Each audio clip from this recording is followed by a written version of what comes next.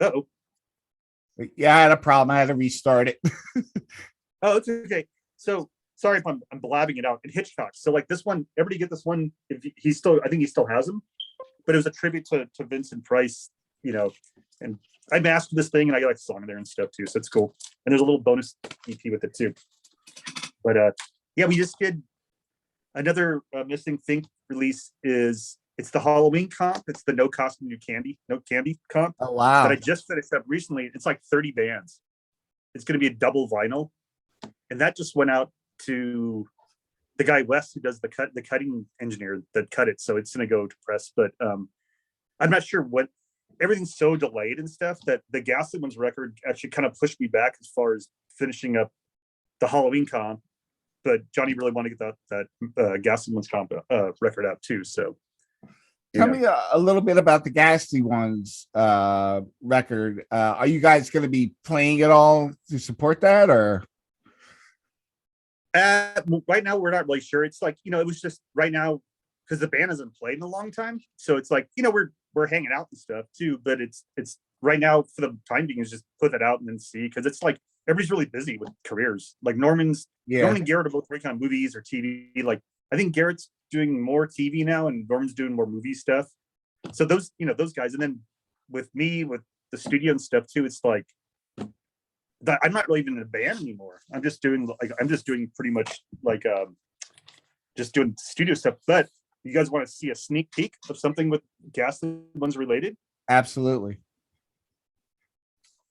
There's gonna be a test pressing coming out. And this Oh is like the wow. prototype of the artwork for it. So Nice. you didn't see it here, but I had that. Yeah, Johnny just sent me. That's glow in the dark too. The ink's totally glows in the dark. Oh yeah, yeah. So, but that thing that the unearthed pressing is already, the pre-sale I think is already sold out for it. So for the Who's first putting that run, out? that's missing thing. Oh wow. That's Johnny. Hey, what's with that? What's your coffee cup? Darth Vader. Oh, is it Darth Vader? Oh, Yeah. I was like trying to figure out what it was. But yeah. So that's gonna be exciting to have that stuff out though. But anyway, sorry, I was blabbing about this stuff too much. What one thing I was talking to Art for Music about was the Bomboras for quite some time, and he told me not to talk about it, and that we were going to set up an interview eventually. But now I have you here. Um, you just released something new. You want to talk about that? Well, there's an EP. So sorry, I gotta fix this real quick. So I actually left the band like over a year ago. It was so I recorded an EP we did right before my departure from the band. So we did it, and then I actually, with my schedule and everything, I sent it to Evan Foster to mix it, and then it was done. So it's it's like a 4-song EP that we did. That was like I think I recorded it in like 2019, like Oh that, wow. like part of 2019. But yeah, I got my hands full with this place now, so it's just like pretty much, So they're, I don't know, I'm not sure if they're doing shows and that stuff too, but I think they did one show as a benefit, but I'm not really even keeping tabs on things right now. I'm just kind of like staying focused on this. One of the cool things I came across as I was interviewing bands that you have recorded is your enthusiasm, the way the guys would be like, oh, this could use some bongos here, you just kind of jump right in and like become a part of the process, not only in recording but making the music. Yeah, I try, like, you ever seen like those rap records when like the producer guy comes in and like does like his cameo? Yeah. I just, it's just fun to play up people's stuff. Plus, there's like something that I think would add a little extra sparkle or something. I'll do it like we did. So like that, the Sunnyside 5 song we did. That's on the Bob Dally comp. Oh yeah, Like that one, yeah. I played bongos on, like that kind of stuff. So yeah, I'll do little things here and there. I do some session work and stuff still. People need like drum tracks or organ stuff. I still do that stuff too. But yeah, no, it's fun. Just whatever. I don't look at like one preconceived way of doing records in a way. So it's just, if you can add cool stuff or whatever, because I think records can be, you can embellish songs more if you do stuff like this is your big chance to like do a bunch of cool stuff with your songs that necessarily you don't have to do live. And it's, it's like, here's the band live, which is cool. Then you hear the record, oh, it's got this cool electrical thing. It doesn't have to necessarily be every single thing when you play live is fun. I like production on stuff, like adding cool little things and stuff. So that's the official way of putting it, I guess. Well, that's the next thing I want to talk about is your studio. I want to say what I read was you've been doing it. You had your own studio or recording other bands for over 25 years. Is that correct? Yeah, well, I've been recording and stuff on records for probably like 30 years now, but yeah, that's 30. So me professionally working on records, I started around like 2003, 2004. So I had one studio. I had Eagle Rock, then I have this studio here. I have here in Highland Park at my place. So it's just a live room, control room, and a hallway. Like, and I brought a guy that professionally tunes the rooms and stuff. And then I lost my chain of thought. I'm sorry. but yeah, no, I love working on records. I just I just spaced out for a second. Oh, that's cool. That's cool. Let me ask you about Agent Orange. How did you get hooked up with them? Because they're one of my all-time favorites. So I guess the funny thing is I used to listen. I was a skater as a teenager, so I one of my favorite bands was Agent Orange, and then later on, I got hooked up with the band because I met Mike Palm a couple times. Like, so first time I met him, and the funny thing is, I didn't even realize it was like Mike Palm from the band. I just met Mike, and I was at a show. We played a show in it was like Lord Hunt, the Missing Finks, played a show in LA, and there was a thing called the Cacophony Society. I'm not sure if they're still around or not, but they're kind of like a dramatic LA group that does like, they would do these like kind of pop-up little events and stuff too. So we played this event, and it was supposed to be like a 40s bar or whatever, like World War II bar. And there was like sailors and stuff fighting and all this stuff like that. And he came out and, it was the Finks, not Lord Hunt the Missing Finks, it was the Finks. And he shot pictures with this 3D camera. So he actually sent those pictures. They're like these 3D pictures of us and wearing our red cardigans and all that stuff too. And I met him there, and it was just this guy Mike or whatever, right?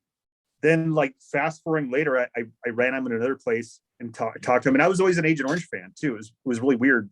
And then jumping ahead to this ties into the Ghastly Ones. The Ghastly Ones played a show with Agent Orange at this drive invasion that David Sutton used to put on. There was like the drive invasion. Like he had his family that he was married to had a couple of drive-ins. So they had one in Atlanta and one in like Covina or whatever.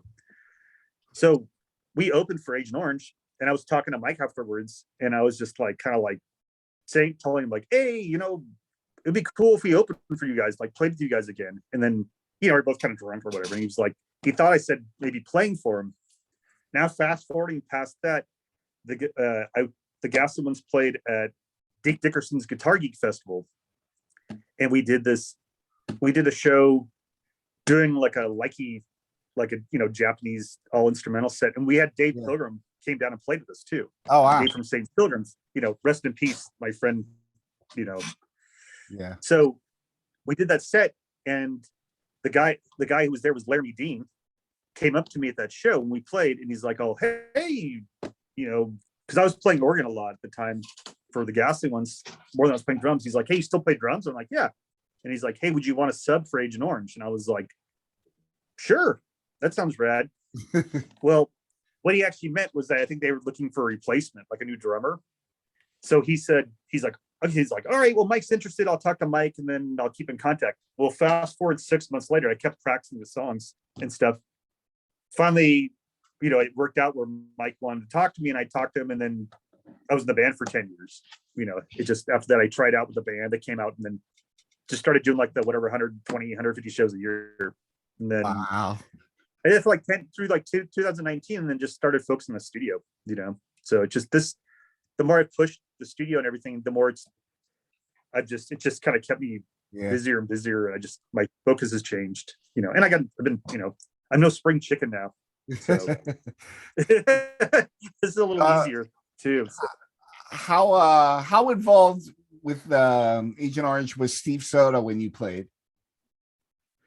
Oh, he was long gone. That was like there's been a lot of, over the course, the band's been on for what, like 40 years or so. So, or not longer, 78 or 79.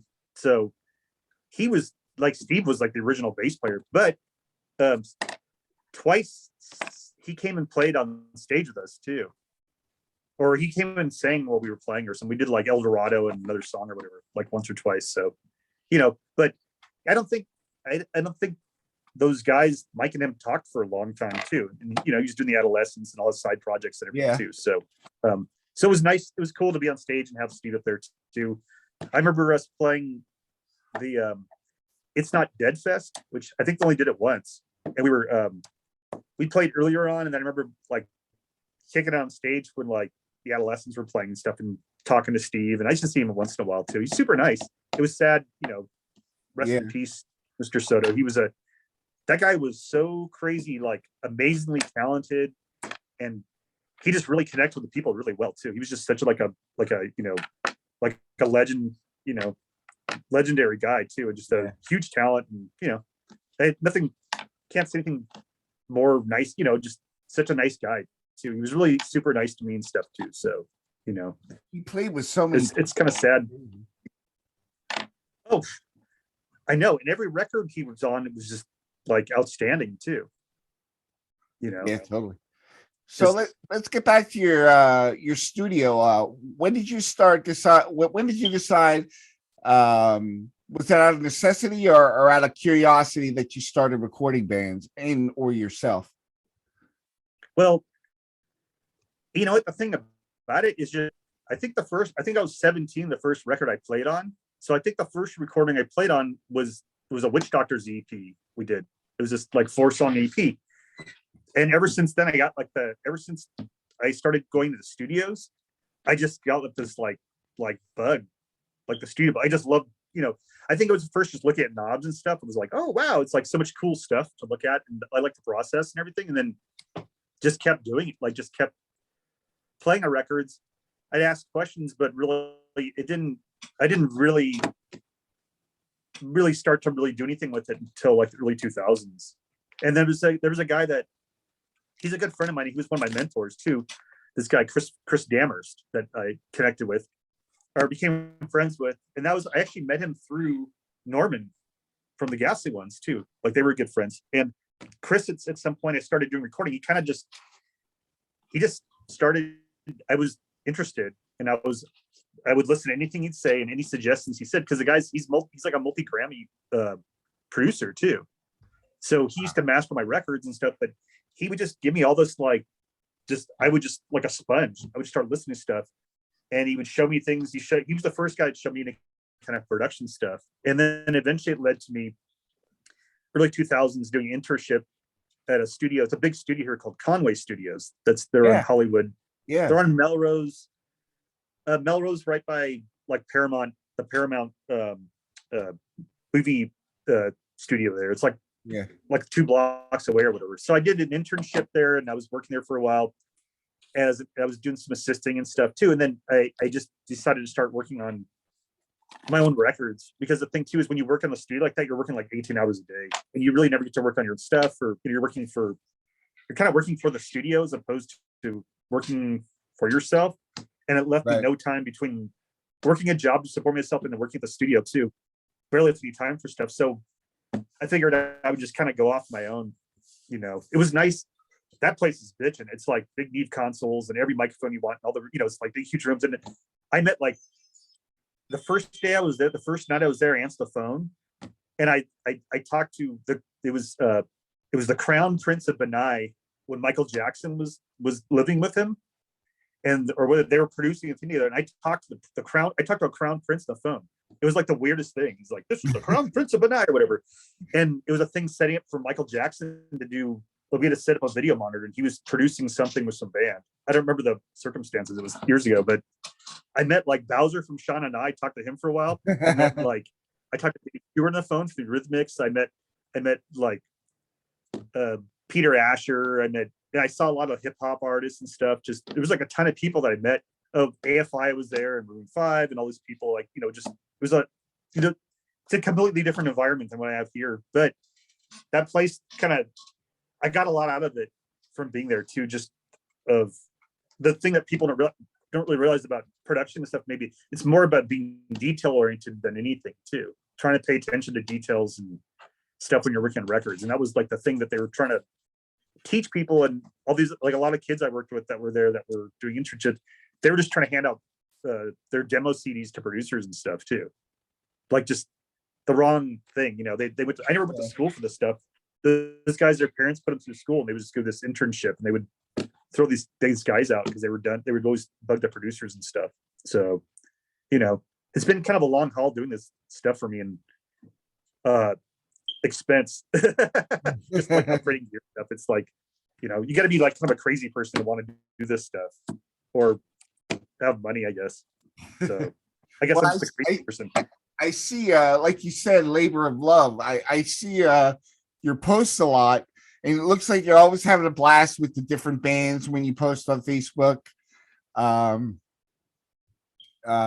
You meet a lot of people.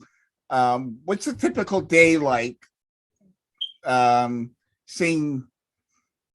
the basic tracks down and getting to talk with the band and meet with the band about what they want to do.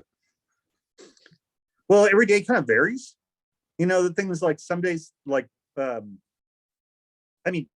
usually like a typical day, it depends on if the band's in here or not too, because a lot of days I'm working on mixes too. I'm like mixes or I'm doing mastering.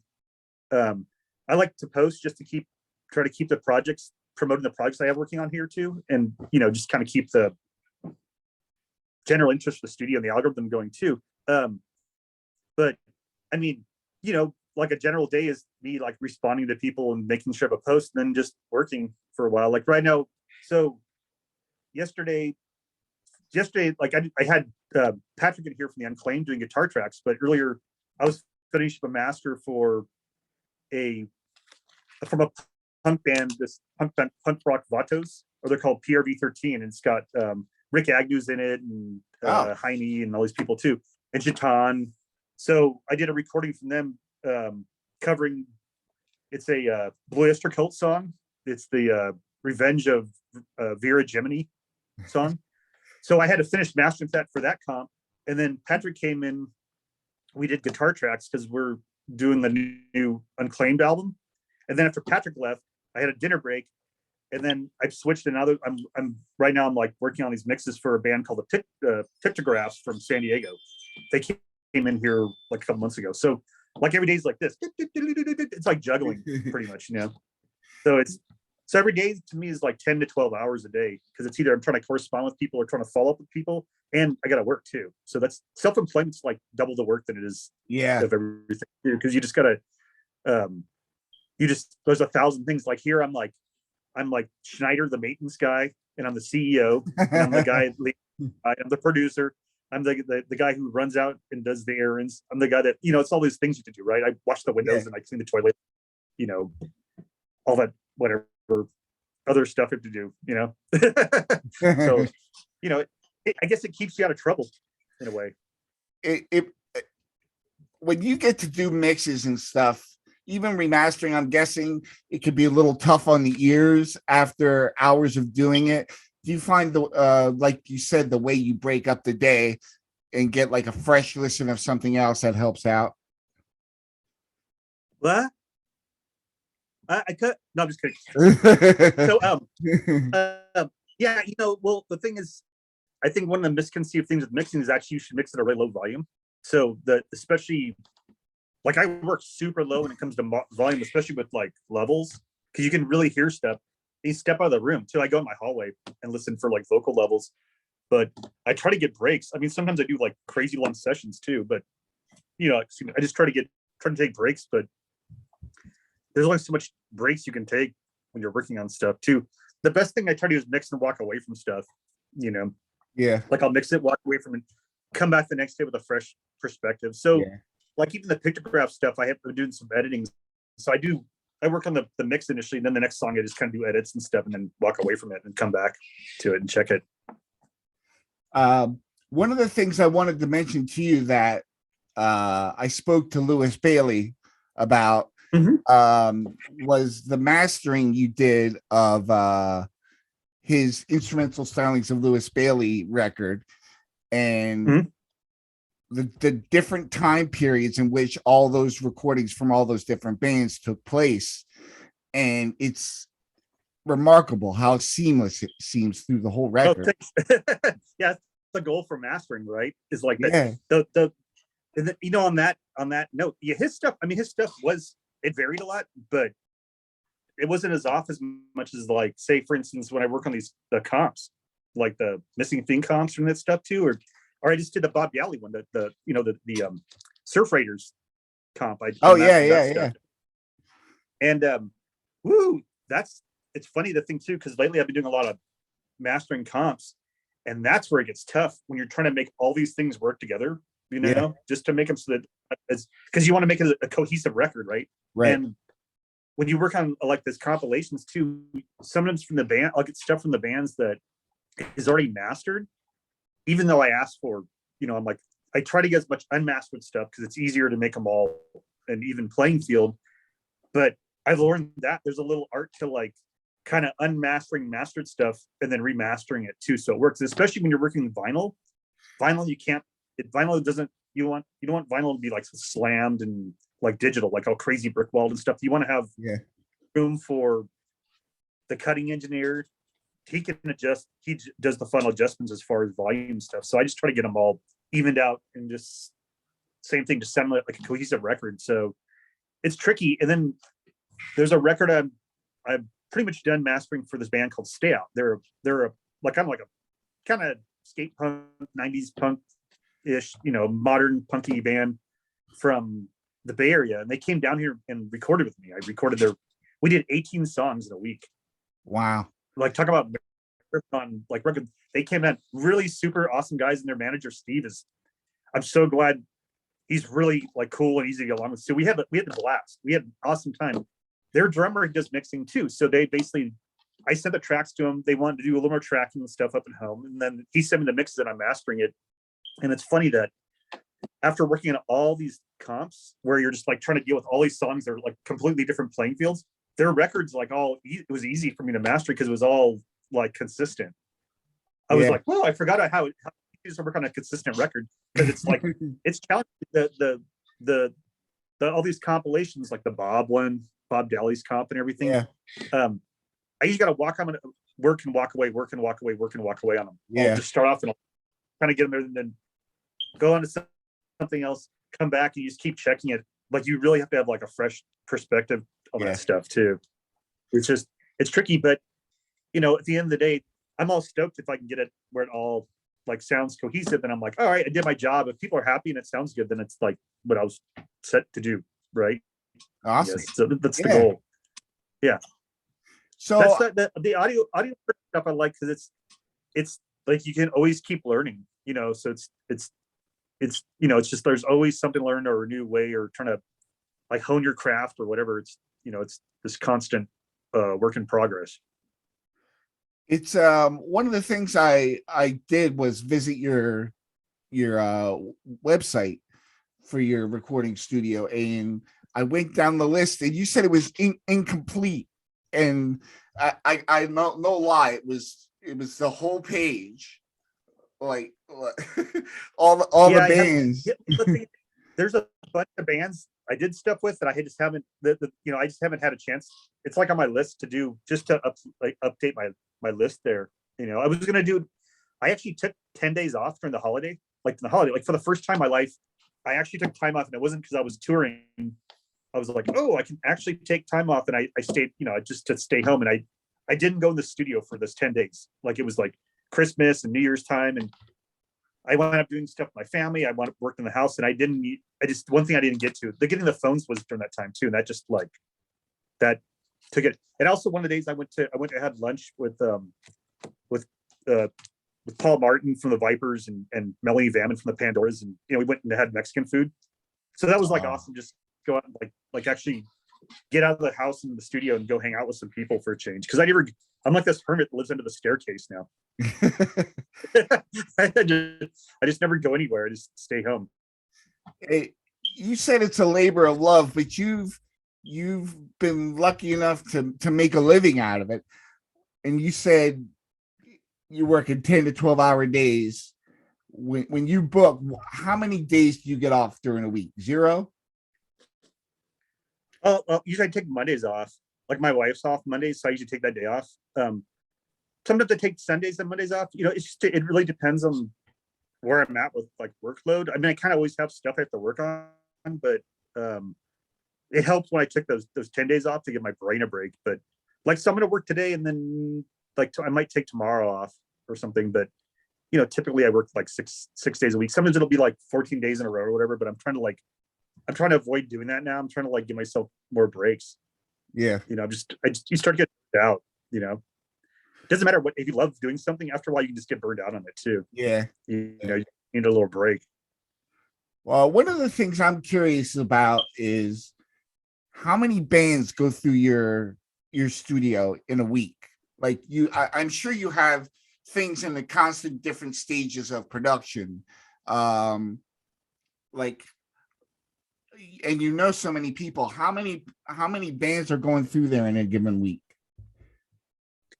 It really varies because it just depends on so for instance, like this last year, probably a lot, like May, June, and July, and maybe into August, I was like slammed, just like it was like back to back to back to back to bands. And then now it's kind of mellow. I'm starting to book like my February, and I've something booked as far out as March.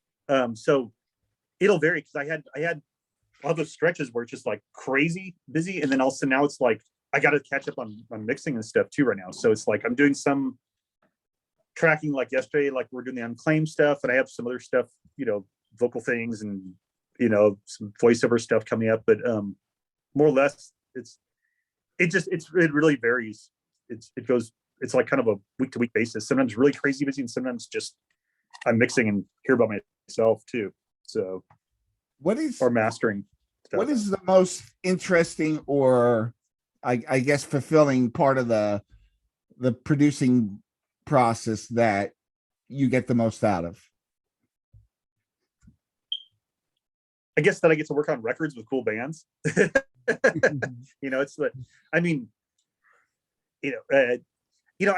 it's in a way like I look at like all these records I work on and stuff. It's kind of like you go on this little journey with these bands, and then we produce this child or whatever, this thing at the end of the day, like, we made this. It's our love child. So I look at all my, like, the thing is, all the records I work on, I always try to get a copy from the bands just because I want the archive. I want to post about it. I just love having, it's this accomplishment, I guess, in a way, like, we made this thing. It's like really bitching, so I guess that's a satisfaction, and it's working in music. I came from like a whole history of my family of musicians, so it kind of skipped like a generation. My mom had a music degree, but she didn't do a lot with it.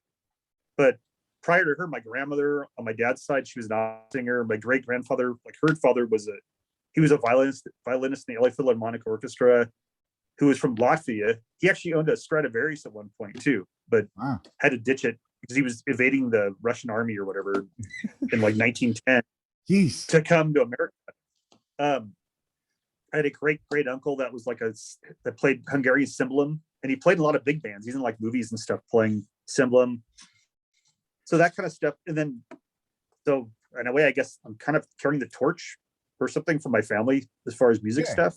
But it's just the focus has changed too, because it was more focused on doing shows and touring and everything. And now I'm like more focused on production and also I didn't write music for years. I was just touring all the time. So now I'm actually doing like collaborative projects with people and everything too, which is, it's really fun to work on stuff and write. And I've been playing a lot more organ. I've been playing synth a lot more, and working with drum machines and things too. Just experimenting.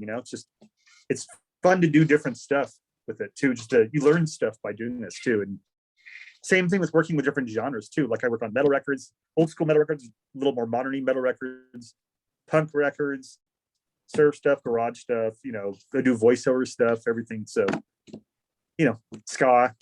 I've worked on some gothy death rock stuff, everything. So, you was just kind of learn it and then just kind of formulate your own little way of doing things, or just trying to create my own sound too for this thing. So just so it kind of sticks out from everybody else too, Yeah. And it's obvious when people follow you on Facebook that you're a fan of all the music that you record.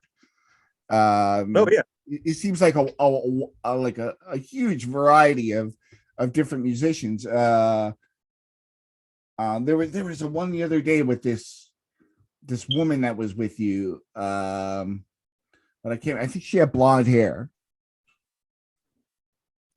Was she a violinist? I think so. Yeah. Oh, so okay. So yeah, Agnieszka. So she's this Polish classical violinist. She plays in an orchestra. So the thing with her is that the project that she came in here for is this guy, Johnny Tyler, and he came in. It's kind of blues and soul stuff they're doing, and he brings a lot of really cool players. So there's also another girl he's brought in too, Suzanne. She plays cello, and both those two play together too. And they'll work with like proper full orchestras, and they also work with they like little chamber quartets and stuff too.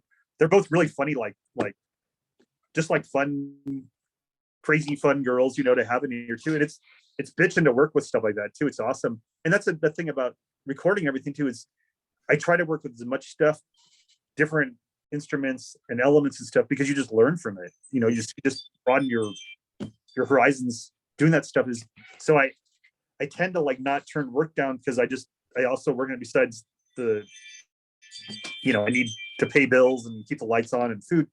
It's a good way to like just keep expanding my repertoire and like my knowledge of this, different music. But that project's really fun. We did a record like I think it was 2 years ago, a full length, and it came out really cool. And then now we're doing a new one that we're kind of 3/4 the way. We're almost done cracking it, but it's good stuff. And that guy Johnny Tyler, who's like the songwriter and stuff, he's a trained singer. He's a really great singer and a funny guy too. So so I don't know, it's all good fun stuff. Awesome. Another thing I found really interesting is you work in television and film. Hey, hold on 1 second. Sure. I gotta change my smoke detector battery. I keep hearing it. It's driving me nuts. No, it's mine. Oh, it's yours. It's mine. I thought it was me. I closed the door. No, it's mine. I bought all new smoke detectors in my house, and I haven't changed them out yet, too. So I can't figure out which one it is. Oh, okay. I thought it was me, and I'm like, man, what is that? Okay. So sorry, I didn't mean to cut you off. So film and television. Really? I'm sure that's a very consistent amount of work over and over again. But tell me about some of the maybe the more gratifying things that you've worked on. Well, I guess if this ties into it, well, it does. It's more voiceover, because I do some voiceover stuff. But the most recent thing like that I worked on was that Bruce Campbell was here, the actor, from Evil Dead, and that was like, I totally fanned out, but I was like trying to keep my cool. So, but there's a friend of mine, Marco Collio, who's like good friends with Bruce, and he'd contact me one day, and he's like, hey, do you do other stuff besides music? And I'm like, yeah. He's like, do you do voiceover? I said, yeah, I record voiceover, because I've worked with several people with that. And he's like, oh, my friend needs to get some stuff done for an audiobook. And I'm like, okay, and he's like, it's Bruce Campbell. And I was like, I'm like, and so the first, like, he contacts me, and then I get his number, and I talk to him. I contact him, and I'm like, hi, Mr. Campbell, and it was like, I was like, oh, this is so bitch, I'm talking to that, so that was like special, those kind of things like that are always like special moments to work with people and especially when you work with someone like that, like Bruce Campbell, for instance, and he's just totally cool and like obviously he's been doing this forever, so he's a completely seasoned pro. The guy just like boom, boom, boom. He knows his stuff. It's his book he wrote. It's what he's doing. He was just so easy to deal with once I figured out what microphone to use and the settings. So that was like, that kind of stuff's cool. There's some soundtrack stuff. I actually, to be honest, I actually do more music and stuff like that than soundtrack stuff too. There's some of these projects I'm working on too, like these side collaborative writing projects.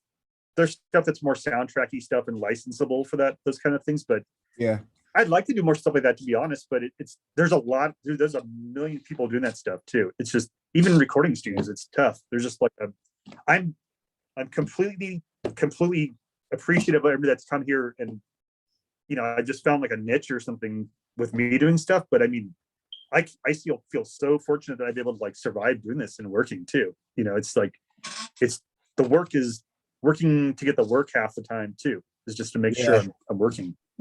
So I guess I become kind of boring in a way, or kind of dull, because I'm just like I just become so focused on doing the studio. Like I don't do all my crazy stupid stuff I was doing before. I just stay home and try to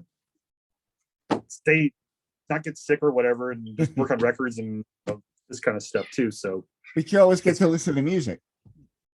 I do. And the funny thing is, outside of here, I don't listen to music, because after you work on music for whatever X amount of hours a day, I don't just watch TV at that point. I just need to like shut my brain off from that element too. Yeah. And that's not saying I don't like the stuff I work. I love working all the stuff I work on, but it's you got to switch gears too. So even when I drive my truck around, I just listen to like talk radio, because even touring like in Agent Orange and stuff, we didn't really listen to like a lot of music in the van. It was more everyone's on their phone, or talking about recipes or that kind of stuff.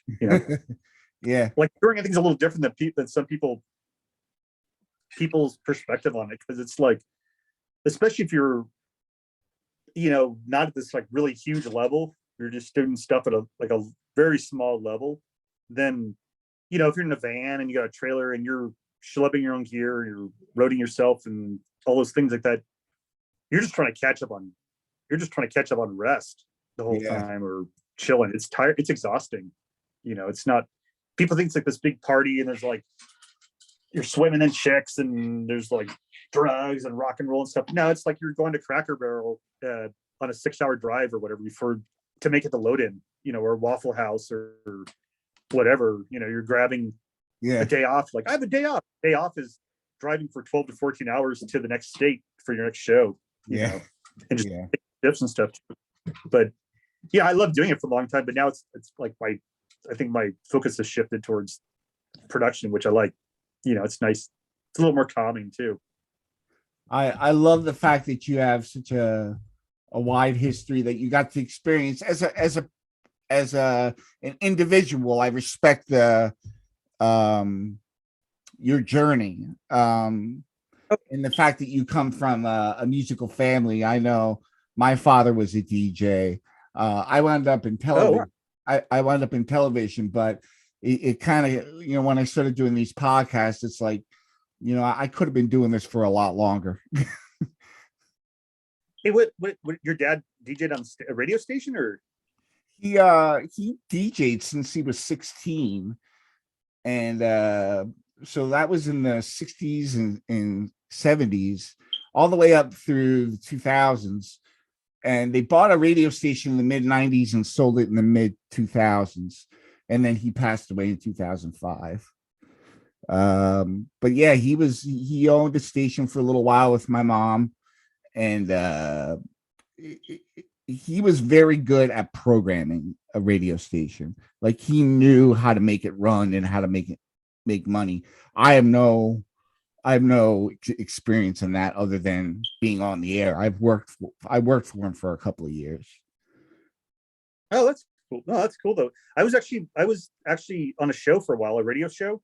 It was this talk radio show with do you know who Kat Monroe is? No. She was, so there was a station that was out here, like in the east of here, at a place called Upland, and it was a radio station, Chaotic Radio. And it was like a radio station. It was just, it was legit with a broadcasts and stuff too, and advertisement. And I went in once, and so Kat, who's an awesome friend of mine, and she's just such a rad support of like, especially the punk rock scene and music in general. She was co-hosting the show with this guy Dutchy. They had the show together, and I came in, they interviewed me or whatever. It was like, oh, the guy from Agent Orange or whatever. I came in and did it, and then somehow we clicked with them, and I became friends with Kat. And then eventually Kat got her own show. They're like, oh, hey, Kat's doing her show, because I came back a couple times on the show as a guest, and so they're like, Kat's like, I'm starting my own show. Do you want to do the show with me? And I was like, yeah, that sounds rad, And so she was like, what job do you want to do? Because I was still touring a lot, so I couldn't go to the station, because that station with traffic was like 2.5 hours from here or something, which was a lot to go in there. So she's like, why don't you just do a call-in segment? And she's like, what do you want to do? So I was like kidding, and I go, the weather? With like a question mark. She's like, all right, you're the weatherman. I'm like, all right, I'll be the weatherman. WKR something, right? Oh my God. And then I kind of parlayed it into, because I was doing these weather reports, into road reports, and I would call when I was on tour. I would call, and I was doing these Agent Orange road reports, and I would plan them out, and it would be like once a week. So I would just look at where our tour itinerary was, and so it's like, okay, the show's Wednesday or what it was, I don't remember, and it was like, Wednesday you'll be in Albuquerque, New Mexico. So I would sit there and I'd do a little research, and I'd look at like fun facts and history things about Albuquerque, like weird stuff, like wacky stuff. And I would plug the show you're in. I'd talk about the weather back home here, and I talk about the weather in Albuquerque, New Mexico, which made no sense because no one else, listening probably, I talk about the bands we were touring stuff. It was fun, and I'd plug the studio too, that thing. And I actually have an intro for a minute, everything from from my show. That's awesome. It was fun. Yeah, so just and it helped too, because I used to do radio stuff like prior to doing that show and everything. I used to get really super nervous about doing radio. Like I'd be like shaking. Yeah. And then after I did it a bunch of times, I just I'm like, you get to that point where you can just kind of comfortably talk to somebody on the radio. You kind of forget it's there, like that wall's there, and you just do it. So, but that was fun. Radio's rad though. It's a fun show, but she has a show. It's called Look What the Cat Dragged In, and it's actually more video and music based that she's doing. It's online, but she's an awesome rad support too. Good person. So I just want to give her a shout out too. Oh, very cool. Very cool. Well, I've a lot more to ask you, but I'm afraid we're gonna have to stop for now, because I've kept you too long, and I know you have other things you need to do. So maybe we can revisit this another time. Sure. But thank you so much, Dave. I know you're so busy, and I'm very happy that you agreed to talk to me, and that we finally, after all these months, found something that worked for both of us. Man, Ryan, thank you. I totally sincerely appreciate your guys' support too. It's like really rad. It's like, I'm a little guy in this whole thing, so I really appreciate you guys, like the likes and the shares. I see you guys do that stuff too. So it's rad. And I see your guys, your guys' interviews and stuff, like with Lewis and all those things that like supporting. So it's like any bit of support for any scene or just like musical genres, like, it's really, it goes a long way, because it's funny too. The thing is, I was thinking about like a lot of that stuff's people are kind of out of touch with these things too now, as far as, especially with COVID going on and everything too. It's like, man, the good old days of like going and put flyers out and being connecting with people, it's kind of getting like becoming a lost thing, in a way. Not to be Debbie about this, but although some people are putting up some great flyers made on the computer online. Some of the flyers are getting pretty good as of late. We used to do the cut up ones back early Bomboras days. Yeah. So I worked at a place called 3-in-1 Concepts, and that was with Jake. I played the Bomboras and Deke Dickerson. We all shared an office together, and we used to do we had a big, huge like Kodak copier we had in the office, and we used to make all our band stuff off of it too. So we used to do all the cut up flyers and the old school like cut and paste ones, and then Jake and I would go down to Melrose and put quarter size sheets out for our shows and everything. That's how we started off.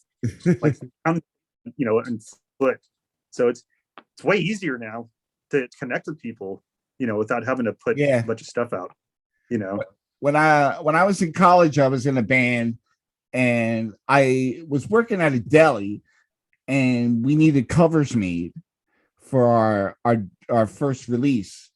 So I went and got a job at the copy place. And then when the covers were made, and we went and folded them and everything, and they were all printed. I quit the job and went back to the deli because that was more fun. Was it the New Delhi in New Delhi? No. Sorry, it's corny dad jokes. But that's funny. So wait, how long did you work the deli for? Oh, maybe 2.5 years. It was while I was in college. Nice. What was your favorite thing to make? What was your favorite sandwich? The Thanksgiving sandwich. So they had like stuffing and cranberries. Yeah. Doing it. Yeah. Yeah, I was a big fan of that one. Too, so nice. What's that? Oh, I said nice. That's like everybody's got their favorite like sandwich. Yeah. Too, so that's important for the kiddies at home watching this podcast. You know what Ryan's favorite sandwich is? Comment below what your favorite sandwich is, and then give a shout out to Dave for doing this. There it is, musician producer. Check out Dave. So it's check out Dave on Instagram, Facebook, and he has his own website. What is the website, Dave? It's just davekleinrecording.com. Awesome. www. I asked my daughter the other day if she knew what www meant, and she said no. Wow, that's funny. So it's how old's your daughter? 18. Oh, okay. Yeah. I was thinking like the kids now, they don't know what www is. That's so funny. Yeah, I guess you don't even bother putting that in anymore, do you? No, you don't even need to. Oh, okay. That's funny. Yeah, I guess I don't think. Yeah, it's like http://www.davekleinrecording.com/. Awesome. That's the official address. But yeah, Instagram, it's just Dave Klein Recording, and I think on Facebook I have my personal page, and I have a Dave Klein Recording thing. There's a common theme here. Yeah. That's good to keep it all the same. Yeah. So the thing about Dave Klein Recording, so it's not supposed to be like one place. It's because I'll do mobile recording stuff too. So it's like that way it kind of follows Air Force One or whatever too. So like so speaking of Pennsylvania, I went out a couple years ago. I went to Allentown and produced and recorded a punk band there, the Clap. Okay, I'm band. From up in that area. Yeah, so and they've been around since whatever, like the late 70s. So they actually, man, those guys are awesome too. Johnny's really super nice guy, and so they flew me out. I flew out and I worked at a local, like a kind of like this, like my studio here, one that was in Allentown. It was right down the street from Johnny's house too. The singer, nice, and that guy the guy Brian that owns the studio, he was like another guy. We got along really really well. It was awesome, and it was cool. I hung out in Allentown for a week or so, worked the record. Then I went to Philly, and I actually did sightseeing for once. Like I went there many times, never saw anything except for maybe the Liberty Bell at 3 in the river. So I spent a day or two there. I have a cousin who lives there too, so hung out with him, and then I went and saw the penitentiary, like the shape, which was awesome. That was like mind blowing how cool that place is. And then all this stuff like the Rocky statue and all those things. That was like it was neat. I spent a day or two, just rented a car and just like hung out in Philly and did a whole thing where I was like on vacation for once. I was by myself, which is kind of boring, but it was still fun to see all those things. It was neat, but it was a good way to wrap up the work there too. Yeah, the museum's cool too. Yeah. So all that stuff it was neat, but definitely over the years going to Philly, like say Agent Orange and stuff, the Liberty Bell, it's the security on it changed a lot, because the first time I think we went and saw it, or I'd seen it, it was just like you'd go there like 2 a.m. and just be like out in the open, Yeah. You just walk up to it, ding, ding, ding, and like tap on it. Now it's like it's under a glass and it's in this building Yeah. and all that stuff too, but it's still neat. It's like different thing, but I probably saw it, it's better lit up and stuff now too. It's neat, but you have to go through a whole like airport security to even see the Liberty Bell. Yeah. And I don't really totally understand or appreciate when you go through that area, the history of all this, of the founding of the United States, of America too. It's pretty touching. It's sad. Anyway, I'm not gonna get that stuff, but it was neat. So Philly's and I saw in Philly there's a tremendously huge food court there that's indoors, that's downtown, that's like crazy. I went there with my cousin and had probably one of the best ice creams I've ever had too at this, like some place there. It was really awesome ice cream. So I don't know the name of that place, but recommend it, whatever it's called. Called the Whole Lot of Restaurants building or whatever. So I think you know what I'm talking about, right? The huge food court. Is it the one in the gallery? Yeah. Yeah. And it's just like huge, like 50 restaurants and a bunch of ice cream places and stuff too. It's neat. So yeah. What's funny, there's random buildings in the city that you go in and they take the steps down and there's a food court in there in random buildings. Oh wow. Yeah. So it's like that. Well, I guess they're just repurposing it, right? For something. So yeah. Everyone's got to eat. You can walk in just about anywhere and get something to eat. I love that city. It was hard to move home from college. Mm-hmm. No, that's cool. No, nice. Yeah, it's neat. Well, I hope to go back one of these days too. So well, I work there now. So that's nice. It's nice to be in there. The traffic's not so nice, but I like being in the city. Nice. Well, you know what Fear said, I love living in the city. Yeah. Anyway, well, I'll let you go, dude. So yeah, we can pick this up sometime too. It was awesome talking to you, Ryan. Yeah, it was a lot of fun. I have a lot of fun listening to the music that you helped create. So I appreciate what you do. Man, thank you. I appreciate the support, really, and I appreciate all these bands that have been here and everybody that buys the records from the bands. Support these bands too. It's not just about it's not about just me, obviously, or any of that stuff too. It's about the rock and roll, So totally. A lot of good stuff out there too. So pretty cool. So hopefully things get a little better and people are able to play shows easier, coming up and everything too. I agree. Tough times, but well, anyway, I hope you have a great day and maybe it's a little bit more relaxing for you than. Oh, I know you're probably getting more back into it now that you had your time off, but I hope you have a good day, Dave. You too. Thanks, Ryan. I'll talk to you soon, man. Okay, cool. Bye, everybody. Bye-bye.